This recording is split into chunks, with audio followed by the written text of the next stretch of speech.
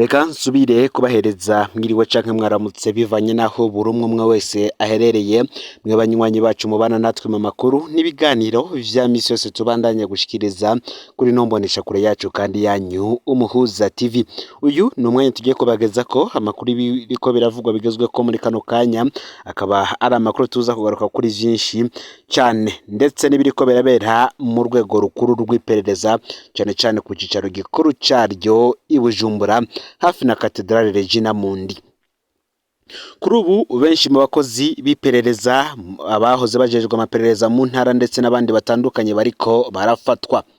Aba bariko barafatwa cane bahoze muri ayo mabanga kuva mu mwaka w'ibihumbi 2020 ndetse gushika muri uyu mwaka w'ibihumbi 2024. Aho bose turaza kubagaruka ko bamwe bati aba boba ari abagira bafashe mu itembagazwa ry'ubutegetsi ngaha mu gihugu cy'u Burundi.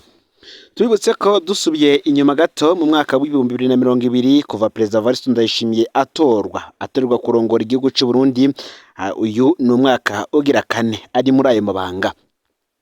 Haravuzwe ivyo gushaka kumutembagaza ku butegetsi inshuro zitatu. Inshuro ya mbere habayeho mu mwaka w'ibihumbi 2022, bivugwa cyane mu kwezi kwa Myandagaro ndetse n'ukwezi kw'icenda, bivuzwe ku wahoze ari umushikiranganje we wa mbere Arengiyome Bunyoni.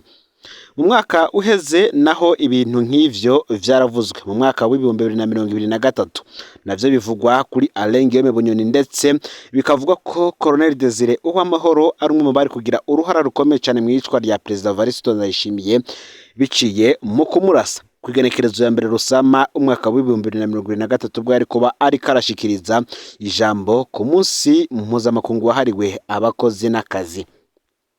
Nako kandi vyongeye kuvugwa ubwo Perezida Evariste Ndayishimiye yakora urugendo hanze y'igihugu ari kumwe n'umutambukanyi wiwe Angelina Ndayishimiye.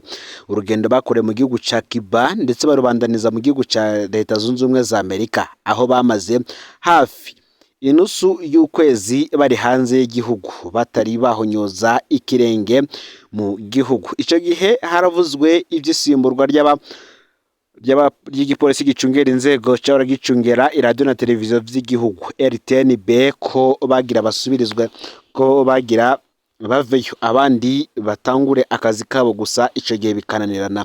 Ico gihe mu bavuzwe harimwo Prime Niyongabo ndetse n'izindi ndongozi zo hejuru, gusa biza kugaragara mu nyuma ko General Prime Niyongabo atari muri uyo mugambi, ahubwo ko Prime Niyongabo arimo bakingira cyane umukuru w'igihugu. Gusa n'ubundi harigeze kuvugwa ivyuko Evariste Ndayishimiye ashatse gukura General Prime Niyongabo bikananirana ndetse bikanatuma bamwe mu bakozi bakora mu biro vy'umukuru w'igihugu bakurwayo. Uyo akaba ari nka General de Brigade Jules Ndihokubwayo yanarungitswe guserukira igihugu cy'u Burundi mu gihugu cy'u Buganda.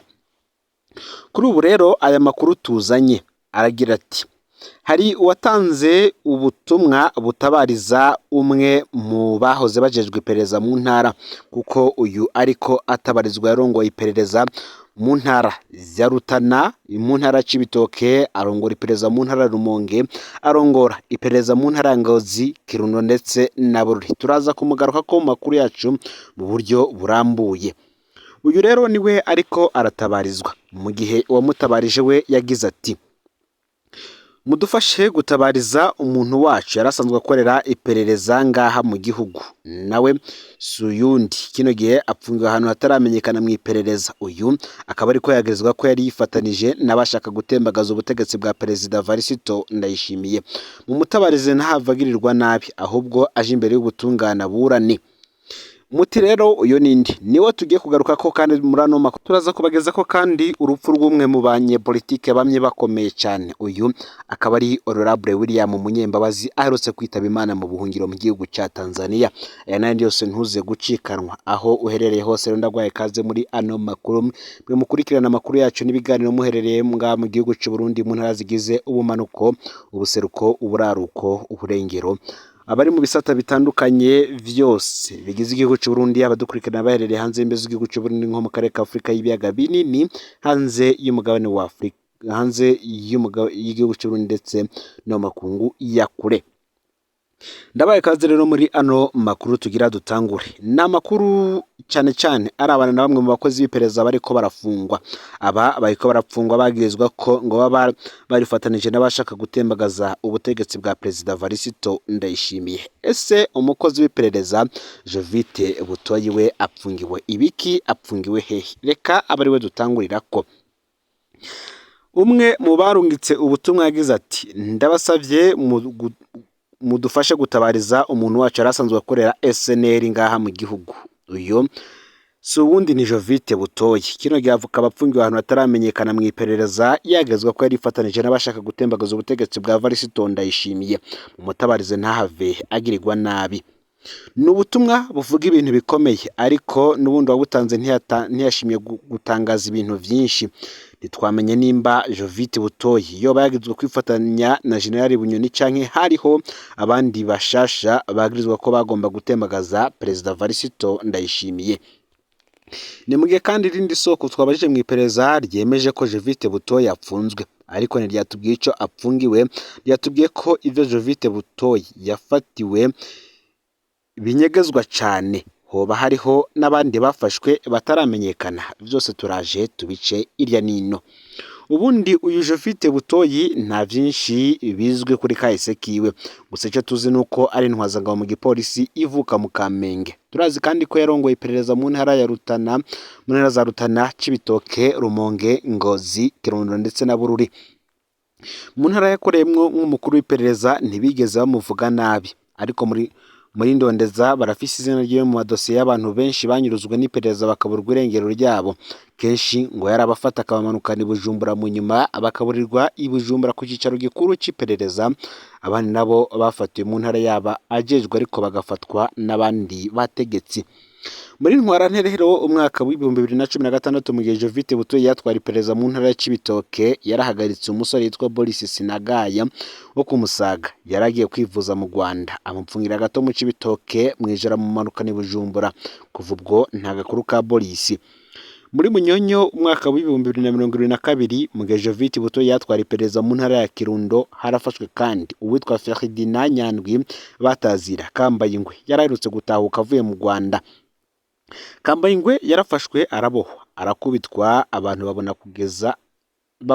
kugeza aho yitaba Imana, aja gutabwa mu ishamba. Ikiziga kiraraswa kugira baze babeshe ko yishwa ahunze. Abavuzwe cyane muri ubwo bwicanyi ni umukuru w'umugambwe CNDD-FDD mu Kirundo, be n'umukuru w'imbonerakure mu Kirundo Abel Ayishakiye. Ariko umukuru w'iperereza yaravuzwe ko yahamagawe kubiraba. Muri Rusama kandi umwaka uheze, mu gihe Jovite Butoyi yatwara iperereza mu ntara ya Bururi, hahagaritswe abagabo 3 ku mugwa mukuru w'intara. Umutoza kori Jean Claude Ndayikengurukiye, umunywanyi wa SNL Focus Niyubuntu n'umwigisha Baritazari Ntakarutimana. Abo bose bakaba barafashwe n'iperereza kandi ntibigeze basubira kuboneka. Amakuru amwe akavuga ko baba barahawe Colonel Alexis Ndayikengurukiye batazira Nkoroka. Ntidufise amakuru atomoye y'ico Jovite Butoyi ariko aragirizwa muri kino gihe, gusa turiko turabikurikiranira hafi. Ico tuza kuronka turaza kukibashikiriza, ariko nk'uko bisabwa n'uwamutabarije nta numwe akwiriye gupfungirwa hatazwi. Turazi ko abakozi b'iperereza nabo bahora bafatwa mu nyuma bakaburwa irengero. Akarorero akaba ari ivyashikiye Major Save Nahindavyi muri Rusama umwaka w'ibihumbi 2016. Turasavye rero ko Jovite Butoyi yojanwe imbere y'ubutungane akisigura nimba koko hariho ivyo akurikiranwa ko, kugira ngo ubutungane buboneke. Ni mugihe kandi mu yandi makuru nk'uko nabibabwiye, tuza kugaruka ku rupfu rwa Honorable William Munyembabazi aherutse kwitaba Imana mu buhungiro muri Tanzania. Ubuzima bwiwe yabuhariye urugamba rwa demokarasi kuva CNDD ivuka mu mwaka w'igihumbi 1994 gushika arinda shengera ku igenekerezo y'17 y'imyandagaro mu mwaka w'ibihumbi 2024. William Munyembabazi yari umunyamabanga mukuru w'uyo mugambwe. William ntaco atabonye mu rugamba rwa politike: kwangazwa, guhigwa buhongo, gupfungwa, guhemukirwa n'ivyubahiro yarabizi. Ariko hari ikintu camye kimuranga: guca bugufi mu mvugo yiwe no kudahemuka kuvyo yemera. Reka tumugaruke ko nawe.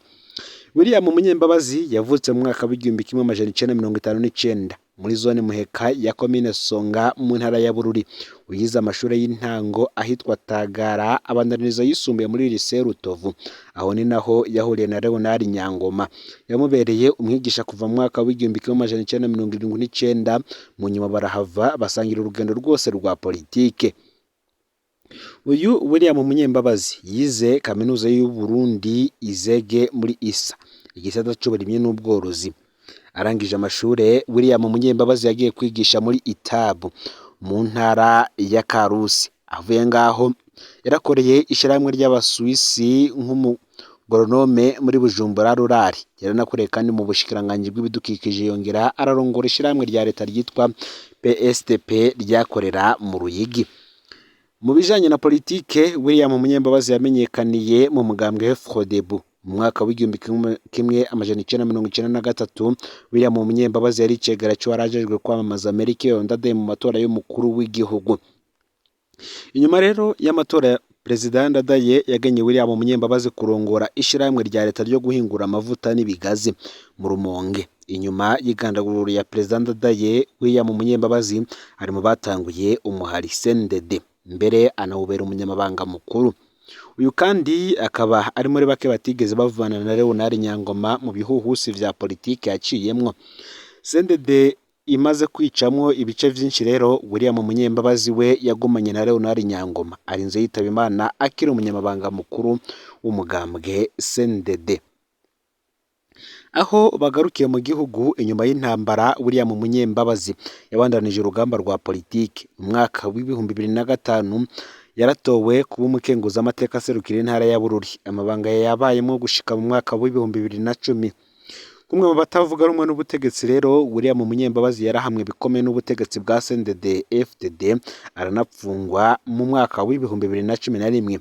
Abonye ko ubuzima bwe rero bubangamiwe cyane William Munyembabazi yahavuye ahunga igihugu asezeye isi aba mu gihugu ca Tanzania. William Munyembabazi bamwe baramushingira intahe. Uyu akaba yaragize ati naragize amahirwe yo kuganira na William Munyembabazi duhuriye mu rugendo hanze y'u Burundi. Yari umugabo muremure ariko aciye bugufi cyane mu mutima. Yavuga amajambo make, ijambo ryose asora ukumva ko abanje kuripima, akagira n'urupfasoni rwinshi mu majambo akoresha. Imvugo yiwe rero yumvikanamwo abantu batunze inka bakuze banywa amata. Ndibuka ko namutwengeje cyane kubijanye n'ubwoko bwiwe. Ikindi cumvikana mu vyo yavuga nuko yari incabwenge. Yanumvikana ko yasomye cyane ibitabo vya politike. Ntiyatahura rero abakora politike yo kujaganya batumva neza ivyo bariko barakora. Iri ntahe iriko iramushingirwa. Ikindi kandi kidahara mu vyo William Munyembabazi yavuga n'umwidegemvyo w'abanyagihugu. Warumva ko urugamba yagwanye n'intwaro za kera rwari mu maraso yiwe. Akababazwa no kubona intwaro yagwaniye nayo yaje ihonyora abarundi nk'intwaro za kera. We yarumvikana ko rero afise agahinda kenshi aravye Burundi ingere bwari ko buramera. Icanyuma no muvuga ko nuko yari umuntu ahagarara cyane ku vyo yemera. Enome des principes.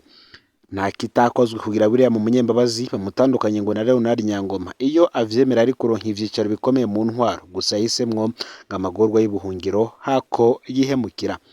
Honorable Munyembabazi azoshingurwa, akaba yashinguwe kuri uyu munsi gerekerezo ya 23 Nyandagaro uyu mwaka w'ibihumbi 2024 i Dar es Salaam mu gihugu ca Tanzania.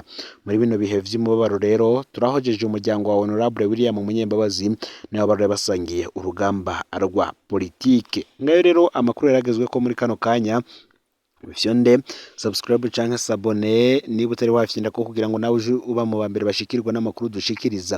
Usangize kandi ano makuru bagenza aho bari hose kugira ngo nabo baje barashikirwa nabiriko biravugwa bigezwe ku ngaha mu gihugu cy'u Burundi, hanze imbezi igihugu cy'u Burundi ndetse n'amakungu ya kure. Nibindi vyinshi turiko turabatunganiza tugiye kubashikiriza mu kanya vyose. Ntimuze gucikanwa n'umuhuza TV Imana ibahezagire ibikorwa byanyu vya misi yose muriko murakora.